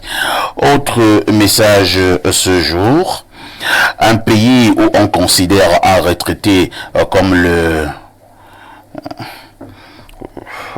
Et je saute. La responsabilité sociale du journaliste. On prend un autre sujet, un autre message. Bonjour Perfecto, que fait Émile Messi sur ce plateau? Le régime paresseux et jouisseur est aux abois. Bientôt sa fin. Donc, mais sinon, on peut être sur mon plateau. Est-ce que là aussi ce n'est pas la dictature? C'est de la dictature. Et certains nous disent combattre. C'est de la dictature. Alors, autre message ce jour. Dieu sait ceux qui sont nombreux. Hein. Alors, bonjour. Parfait Blériot, mes références, Messi m'a toujours fait peur. En effet, le préfet s'inscrit simplement dans le sillage de son maître hiérarchique. C'est un véritable recul, disons-le, entre celui qui avait affirmé sur un plateau qu'il faut raser le Nozo, comme Dieu avait détruit Sodome et Gomorrhe, et celui qui fustige le braquage électoral, qui veut vraiment déstabiliser le pays. Que le préfet propose ce que les esprits libres doivent dire, c'est terrible. Le CNC fera donc quoi si la préfecture s'érige en censeur à l'égard des médias? Ceux qui veulent déstabiliser le pays sont dans la maison de la flamme. Ceux qui critiquent froidement sont les éclaireurs Messi. Félix Ningué, l'ami autoproclamé de Blériot. François Sitené-Dan, dernier tour de parole sur ce plateau. Y a-t-il un lien entre tous ces appels à l'ordre visant les médias et l'élection présidentielle qui se tiendra au Cameroun dans quelques mois? Si je dis non, je serai un menteur. Ah bon? Bien sûr, parfait. Vous savez, je vais vous dire une chose. Est-ce que vous savez que moi je soutiens M. Biya? Oui. Parce que je ne peux pas soutenir Franck Emmanuel sans soutenir M. Biya. Mais je voudrais dire que parfois le comportement des préfets et des ministres justement amène les gens à voir comme si on a peur. Vous comprenez ce que je vous explique là? C'est-à-dire que si un ministre ou un préfet, c'est-à-dire que sort de son cadre et commence à poser des actes comme ça, c'est non, non, parlons d'abord du préfet. Est-ce que le préfet sort de son cadre? Le préfet est garant de l'ordre public au niveau de son territoire. Le préfet est garant de ce qu'il n'y a pas de soulèvements et ainsi de suite. Est-ce que le préfet sort vraiment de son cadre? Est-ce que ça va dans tout... Attendez, restez tranquille, vous allez parler. Si un préfet constate quand même qu'il y a une radio ou bien une télévision qui monte en puissance à distiller les discours de haine, des appels à l'insurrection, au soulèvement, est-ce qu'un préfet n'a pas le droit d'attirer l'attention? Est-ce qu'il n'y a pas un organe qui s'occupe des médias? Il y en a. Alors, qu'est-ce qu'il y a? Pourquoi vous voulez, quand je veux parler, c'est comme... Moi, je vais vous dire, je soutiens M. Biya. Et je vais vous dire une autre chose que moi je crois. Et que peut-être mon cher aîné d'en face, Sa Majesté, peut-être ne croit pas. Pour moi, M. Biya est l'homme le plus aimé du Cameroun. Vous comprenez? Vous dites non, parce que tu as d'abord dit que c'est... Non, quand je prends l'élection, l'homme le plus aimé. Pourquoi? Je prends l'élection présidentielle passée. Ça, c'est un deuxième sondage. Oui, non, écoutez. Mais depuis que nous autres... J'apprécie beaucoup le regard de la Zaza. Non. Parfait. Oui, allez-y. Je ne peux pas blaguer. Quand je prends la dernière élection, je vois le quota qu'a fait le président de la République. Il est clair que il était l'homme le plus aimé. Bon, moi je pense que c'est un autre débat. Non, ne s'éloignons pas du débat. Je ne m'éloigne pas pour vous dire quoi. Parce qu'on peut se dire, quelqu'un peut dire, mais comment ce mec dit que il soutient et au lieu d'être derrière le préfet, il, justement, à mon avis, vous comprenez un peu, l'acte que le préfet a posé fait comme si le RDPC, comme si ceux qui dirigent actuellement ont peur. Où est le problème du RDPC dans cette affaire? Mais attendez, le préfet donne un appel à l'ordre, vous voyez le RDPC. Mais attendez, le préfet est sous l'autorité de qui? Du RDPC. C'est un préfet RDPC. Délaté, monsieur. Élaté. Non. C'est le secrétaire général du RDPC. Non, mais vous-même, vous savez que le ministre de l'administration territoriale est un membre du RDPC. Je ne vous apprends rien. Moi, je voudrais dire, parfait. Vous comprenez un peu. Est-ce qu'il est mauvais qu'un ministre soit membre d'un parti politique? Il n'est pas mauvais, justement. Mais maintenant... Le ministre d'État Bello Boba est un membre de l'UNDP. Mais maintenant, parfait. Oui. Je ne voudrais pas que ceux qui soutiennent le président de la République posent des actes comme si on va à une élection. Il y a quelqu'un qui va l'invaincre. Vous comprenez ça? Et vous-même, vous venez de lire des messages. Vous avez lu des messages. Vous entendez des gens qui disent que c'est la peur qui est de l'autre côté, le parti de femmes et tout. Effectivement. Mais ils ont peur de quoi? De quoi auraient-ils peur? Ils n'ont pas, justement, moi je voudrais leur dire qu'ils n'ont pas à avoir raison d'avoir peur. Si le MSNM vient, on va les battre plate couture. Même si c'est le PCRN, je vous dis qu'ils ne peuvent pas s'en sortir. C'est pour ça que j'estime que il faut laisser les gens s'exprimer. Vous comprenez un peu? Maintenant, s'il y a des débordements, pourquoi est-ce que le préfet ne peut pas faire chuter le préfet, vous comprenez un peu? S'il constate qu'il y a des débordements, je lui propose, d'accord, de convoquer le média en question ou le journaliste en question et de le ramener à l'ordre. Là, c'est plus mieux. Parce que quand vous pondez un document comme ça, il va dans tout le monde entier. Et vous voyez ce que je dis, hein? Nous repassons la parole à Émile Messi. Je pense que 2 personnes l'ont dit sur ce plateau. Cela, personnellement, reste mon vieux combat hein, contre, par exemple, le CNC, le Conseil national de la communication. Émile Messi, c'est vrai que le modérateur peut recadrer, mais il y a Blériot qui attire déjà l'attention. Nous sommes des modérateurs des débats. Mon cas, par exemple, depuis pratiquement 2 décennies. Si vous passez le temps à recadrer aussi de manière systématique, c'est de la caporalisation. Est-ce qu'il y aura vraiment encore des débatteurs qui viendront sur votre sujet? Dès que nous, monsieur veut dire A, j'ai dit B. Dès que nous, monsieur veut dire C, j'ai dit D. Dès que, alors, tu fais ça de manière systématique au nom du recadrage du modérateur. Est-ce que les modérateurs ne vont pas fuir tes plateaux? Ils vont donc dire, ah, ici, reste donc avec tes débats là-bas. Toi-même, tu te poses des questions. Tu réponds. Alors, première chose, entre-temps, on dit que la responsabilité en droit est individuelle. Si tu as beaucoup recadré quelqu'un et qu'une fois ça peut t'échapper, tu n'as pas recadré. Et toi, le modérateur, on te sanctionne. Alors que Émile Messi qui est venu dire des choses, entre guillemets, terribles sur mon plateau, lui, il fait à ses occupations. Mais le modérateur, lui, il est suspendu pour 1 mois, 2 mois, 3 mois. Est-ce que cette affaire-là ne doit pas être revue au niveau, par exemple, du Conseil national de la communication? Je crois que, sans être totalement expert, il n'est pas demandé au modérateur d'empêcher à son invité de dérouler son... Mais nous irons vers là. C'est même ce qu'on vous demande. Je crois que la responsabilité, c'est que vous avez fait votre casting, vous avez choisi un thème. Nous voulons débattre de ceci. Et quand vous choisissez votre thème, vous avez un objectif, puisque là, nous sommes dans le sens de l'éducation des masses aussi. Vous voulez qu'aujourd'hui, que les gens retiennent quand même quelque chose du travail des médias. Tout à fait. Au niveau de la responsabilité sociale. Même l'invité, donc, qui s'amène, il vous raconte des choses qui n'ont rien à voir avec ce que vous avez. Mais vous vous désolidarisez de ce qu'il a dit. Simplement, dire que ce que vous dites là n'engage que vous.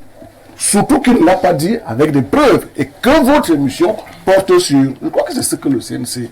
Comment tu sais qu'il n'a pas les preuves? Je prends un exemple sur moi-même.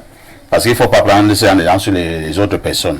Un invité va dire dans une chaîne de radio, je ne sais pas où, de télé, que parfois ici est un homosexuel. C'est un bon thème maintenant au niveau du Cameroun. Alors, moi le modérateur, j'ai dit à l'invité là, non attention, vous ne pouvez pas dire ça, vous n'avez pas les preuves de ce que vous dites. Comment il sait que l'invité là n'a pas de preuves? Puisque ce n'est pas ça l'objet de votre débat. Vous ne répondez pas à la question. Comment je sais que l'invité là n'a pas de preuves? Qui doit apporter les preuves? C'est l'invité ou le modérateur? La vérité, c'est que votre débat ne porte pas sur la question qui vous pose. La question qui vous pose quand même est directe. Non, le débat ne pose pas sur les preuves. Le modérateur ou la personne qui a... Quand vous ne dites là que tel est homosexuel, le débat ne porte pas sur ça. Vous n'avez donc pas... Qui doit apporter la preuve là-dessus? Puisque le débat ne porte pas sur ça. Sa Majesté, ça que le modérateur... Par rapport au sujet qui est posé. Et vous passez là-dessus. Pour donc dégager votre responsabilité par rapport à cette digression. C'est à ce niveau-là que moi j'ai dit, lui il a convoqué un sujet, et à votre niveau, ce n'est pas dans l'ordre des préoccupations de votre débat. Émile Messi. Vous dites que ce qu'il dit n'engage que lui. Émile Messi, non, on évolue. Ce qu'il dit. Par exemple. Est-ce que, d'une manière ou d'une autre, le contexte aidant, l'ordre gouvernant n'a pas peur? La peur... Moi, je peux vous dire, moi, militant du RDPC, oui. L'ordre gouvernant n'a pas peur. Ah bon? Mais, il faut le dire, il y a une minorité de Camerounais qui font peur à la grande majorité des Camerounais aujourd'hui. Ça fait donc que beaucoup quand ils disent que le régime en place doit partir, ne croient même pas à l'élection de 2025. Ils croient plutôt à autre chose. Très bien. Ça fait donc dire que le préfet du Fundi, il faut peut-être aussi insister là-dessus, c'est le préfet du Fundi qui prend cette décision. C'est-à-dire Yaoundé, la capitale, le siège des institutions. Yaoundé qui abrite les représentations diplomatiques. C'est le cœur même du pays. L'autre a dit, quand Yaoundé respire, le Cameroun vit.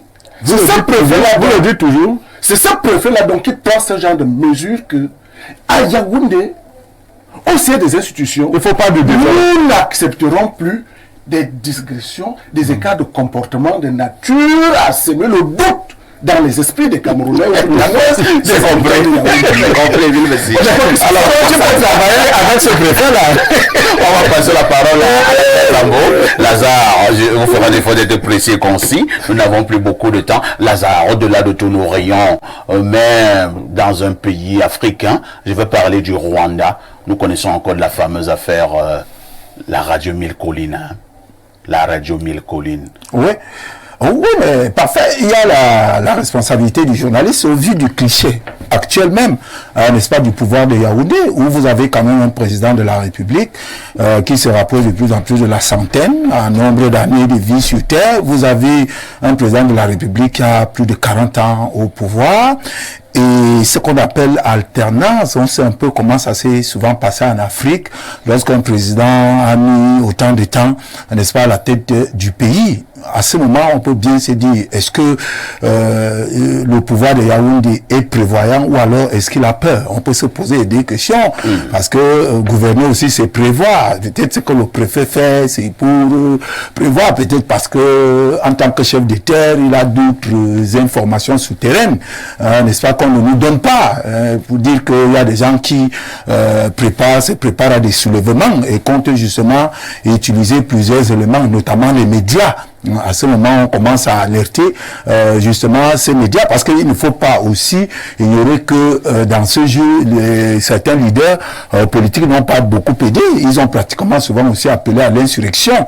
Alors les autres... Donc ne façon pas dans la fine bouche. Voilà. Donc je crois que on est un peu, n'est-ce pas, dans tout cela aujourd'hui. Ce n'est pas forcément une espèce de peur, mais on est pratiquement dans une guerre entre guillemets.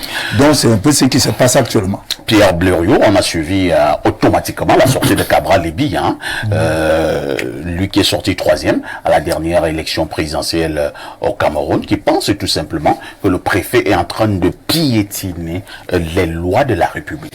Oui, mais l'honorable Cabral Libye, qui est juriste par ailleurs, a bien précisé, parce que l'arrêté du préfet dit que les gens qui seront pris en flagrant délit ou de ci ou ça pourraient être frappés d'interdiction de séjour. On en parlera demain. Dans le Fundi. Non, je crois qu'il y a une extrapolation. En fait, l'autorité administrative a tous les outils de renseignement.